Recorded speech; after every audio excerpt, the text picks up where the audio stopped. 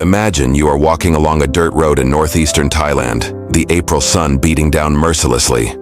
You trip over something. It's not a rock, nor a root, but a shard of pottery with strange, swirling red patterns. You bend down and pick it up.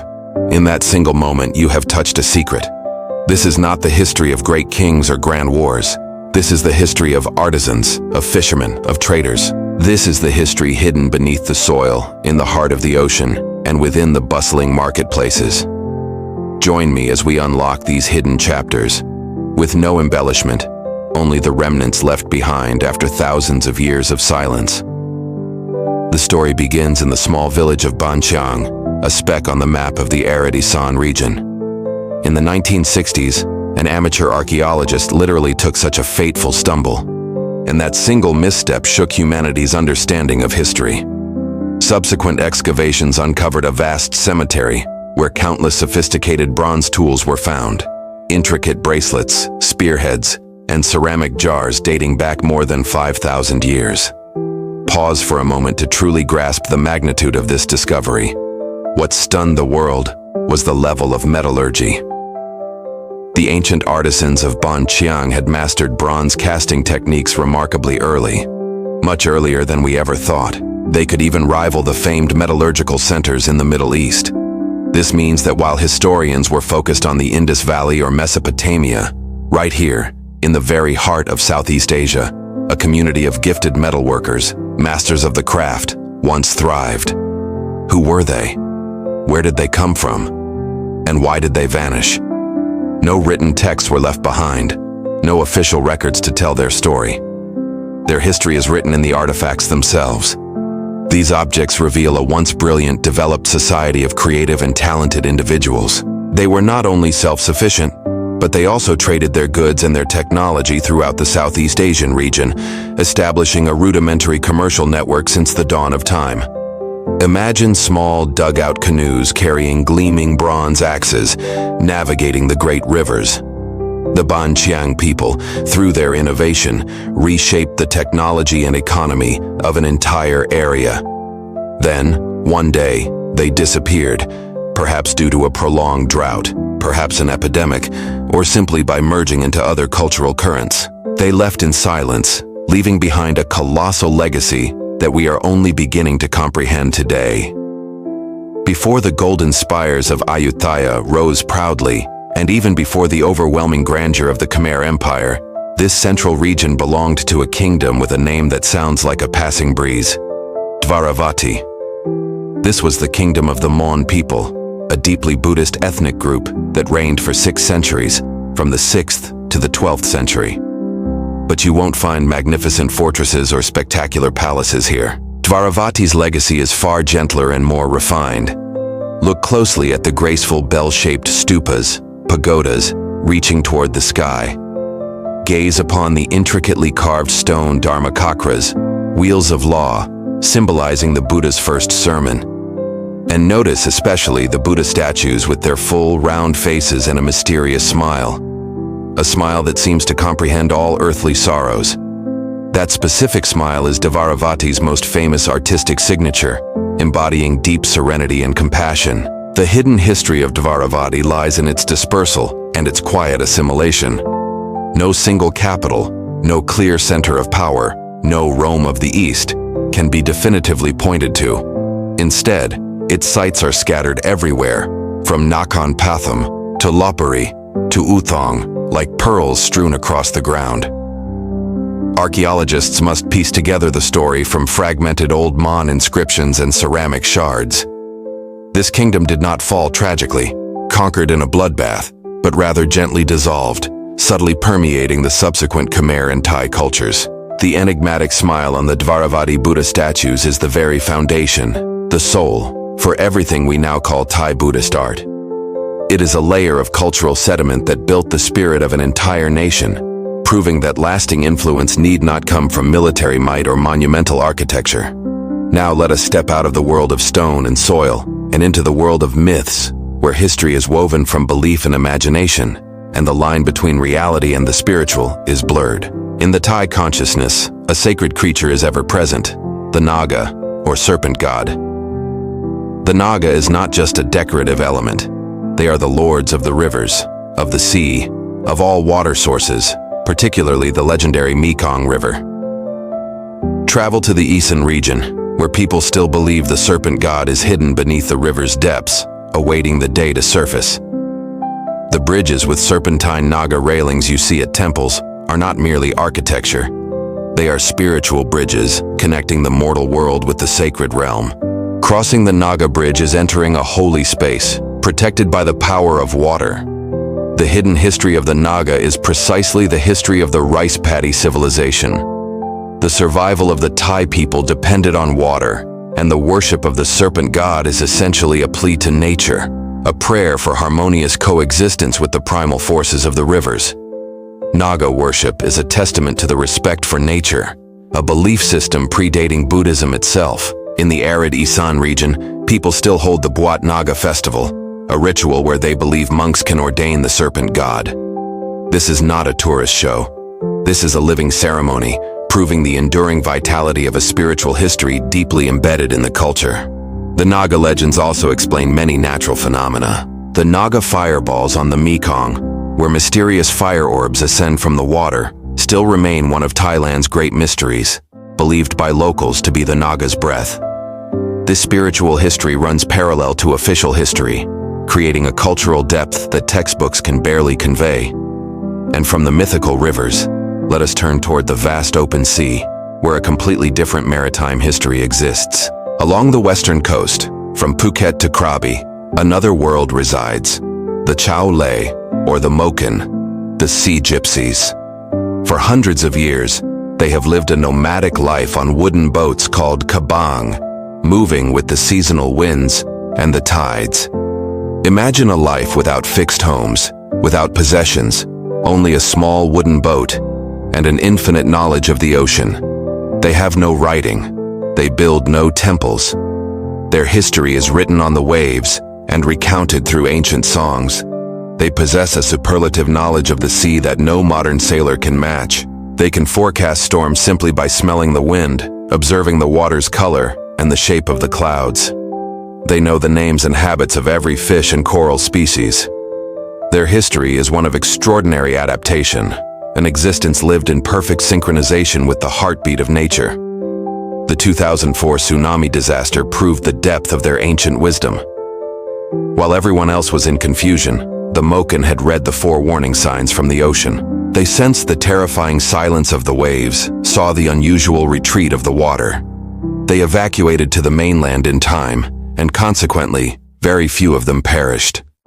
Their story is a living chapter, a testament to a nearly extinct way of life, a hidden history slowly being submerged by waves of tourism and rapid development, where traditional kabangs are slowly being replaced by concrete houses. The fusion of cultures did not only occur at sea, but also left a deep mark on the islands and in the old town districts. Let us travel to Phuket, the pearl of the Andaman Sea. In the 19th century, it was a bustling tin mining center, attracting Chinese merchants from Fujian. They arrived, and they fell in love with local Malay and Thai women. From those marriages, a unique mixed-race community emerged, known as Baba for the men and Yaya for the women. They built houses in the Sino-Portuguese style, with large windows and wide verandas. It was an unusual blend of European, Chinese, and tropical architecture. Their hidden history is not found in annals, but right in their kitchens and wardrobes. Their cuisine, called Peranakan or Nyonya cuisine, is a symphony of flavors, combining Chinese cooking techniques with local Thai and Malay ingredients and spices. Taste their delicate mee sua noodles or their complex sweet cakes. That is the heritage passed down through generations. Yaya women wear batik clothing with vibrant patterns, a perfect fusion of Oriental grace and Malay sophistication. They are the embodiment of a peaceful and creative cultural integration, proving that diversity is indeed a strength. But perhaps, one of the greatest mysteries lies in an ancient town that vanished from the map. Before Bangkok became the capital, even before the glory days of Ayutthaya, there was a thriving river port called Thepwetri, located where Suphan Buri province stands today. It was nicknamed the Venice of the East. Thepwetri was not a city on the land, but a city on canals. A dense network of man-made waterways created aquatic streets where merchant ships from China, India, Persia, Portugal, and Japan docked. There were Chinese quarters, Japanese quarters, and Muslim neighborhoods. Each area possessed its own architecture, language, and culinary flavor. It was a truly globalized society hundreds of years ago, a critical international trade nexus. Then disaster struck. When Ayutthaya fell and was burned in 1767, Thepwetri met the same fate. The town was abandoned, river silt accumulated, and the jungle slowly swallowed every trace. A real-life Atlantis of Thailand sank into oblivion. It wasn't until recently that archaeologists' tools began touching the first bricks and ceramic shards from around the world, recounting the story of a forgotten, prosperous era. The disappearance of Thepwetri is a haunting reminder of the transience of civilizations, and the story continues. Let us look further north, to the land of the ancient Lanna kingdom. Before its incorporation into Thailand, Lanna possessed a distinct, rich history and culture. The city of Chiang Mai, with its ancient walls, holds stories of kings like Mangrai, its founder. But Lanna's hidden history is not found in the royal courts, but in the sacred forests, where ascetic monks sought enlightenment. These are the forest monks, living a life of austerity in caves or simple huts deep in the jungle. They practice meditation and teach the original doctrines of Theravada Buddhism. This tradition, featuring famous meditation masters like Ajahn Mun Buddhadada, has had a profound influence on modern Thai Buddhism. It emphasizes spiritual practice and direct experience over formal rituals. It is an underground spiritual current, silently flowing for centuries, helping to shape the inner life of the people here, particularly the renowned serenity and compassion of the northern Thai spirit. Continuing our journey, we must also address another major military and economic history, the history of the elephant. The elephant was not merely an animal, it was an icon, a weapon of war, and an indispensable tool of commerce in Thailand for millennia. While textbooks speak of the battles of King Naresuan riding his war elephant, the hidden history is the story of the elephant keepers, the mahouts. These mahouts belonged to communities living close to the forests, often the Kui or other minority tribes. They didn't just tame elephants, they formed a deep, spiritual bond with them. They possessed a vast system of indigenous knowledge on how to care for, train, and heal elephants, knowledge that no university could teach. This wisdom was passed down orally for dozens of generations. They were the unsung heroes who transported teak wood out of the forests, paved trade routes, and helped the Thai kingdoms maintain military might. The decline of the forests and the near disappearance of the Mahout profession represents the loss of an invaluable piece of technical and cultural history. And we cannot overlook the ancient foot trails, the paths cutting through dense forests and mountain ranges, connecting disparate regions. Before the age of automobiles, these trails were the lifeblood of commerce and cultural exchange. Imagine a jungle scene. Caravans with elephants carrying goods, pilgrims, and artisans. They all traveled these routes. They carried not just commodities but ideas, stories, and new techniques, from ceramics to rice cultivation methods. These trails may now be overgrown by jungle or paved over with modern roads, but their traces remain. They exist in the names of the villages, in the elders' tales, and in the artifacts found along the routes. It was an invisible network of connection, a neural system of history, that contributed to the unity and diversity of Thai culture. They are evidence of the continuity of life and exchange, proving that Thailand has always been a central hub, not an isolated kingdom. Next, let us delve into the history of the people we often refer to as the Hill Tribes, Kak Duntok Tu, Sovong Nui. Official history generally focuses on the lowland Thai people, but in the northern mountains, communities like the Karen, Hmong, Lahu, and Aka have lived according to their traditions for hundreds of years, with entirely distinct languages, clothing, and customs. Their hidden history is a story of migration and identity preservation. They often moved via swidden, slash and burn farming, adapting to the mountainous terrain. They played no direct role in the grand royal courts, but they were the ones who safeguarded the forest's biodiversity, preserving heirloom seeds and sustainable farming practices. Their vibrant, complex embroidered attire is not merely clothing. It is history woven into fabric, where each pattern tells a story of lineage, marriage, and spiritual belief. Recently, their history has shifted from isolation to integration, facing the challenges of preserving tradition in the modern era and against the pressure of tourism. Finally, we must mention the role of women in this hidden history. History traditionally honors male kings and warriors, but in Thailand, women have always held a critically important economic and social role. This hidden history is found in the marketplaces, in the rice fields. In traditional Thai society, women held familial property, managed finances, and ran small businesses. They were skilled traders, maintaining local and regional commerce networks.